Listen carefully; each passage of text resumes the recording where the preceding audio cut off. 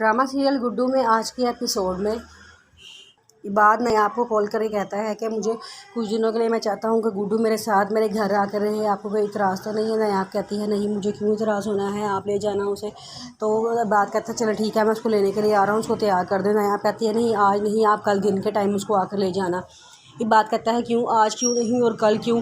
तो वो कहती है कि बस मैंने कह दिया है ना कि आज नहीं कल दिन के टाइम उसको आकर ले जाना, बात ख़त्म। ये कह के वो फ़ोन बंद कर देती है। ये बात भी सोच में पड़ जाता है। फिर नया वहाँ खड़ी खड़ी उसको याद आता है कि जब वो अपने सब्ज़ी के पास पड़े पैसे ढूंढ रही थी तो वहाँ से गुड्डू चीज़ें लेकर आया था। और गुड्डू से उसने पूछा था कि तो पता है मेरे पैसे यहाँ पड़े थे, कहाँ गए।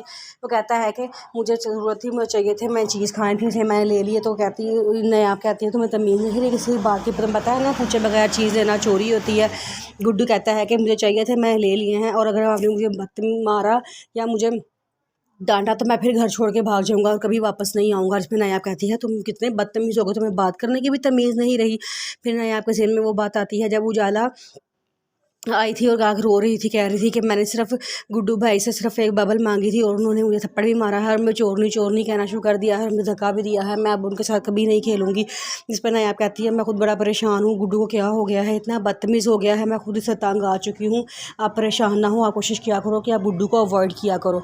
तो वो कहती है कि अच्छा ठीक है।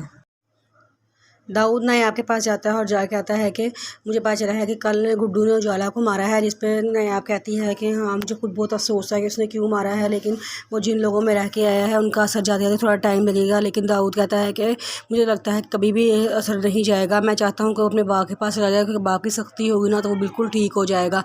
लेकिन नायाब को ये बात पसंद नहीं आती, लेकिन वो फ़िलहाल खामोश हो जाती है।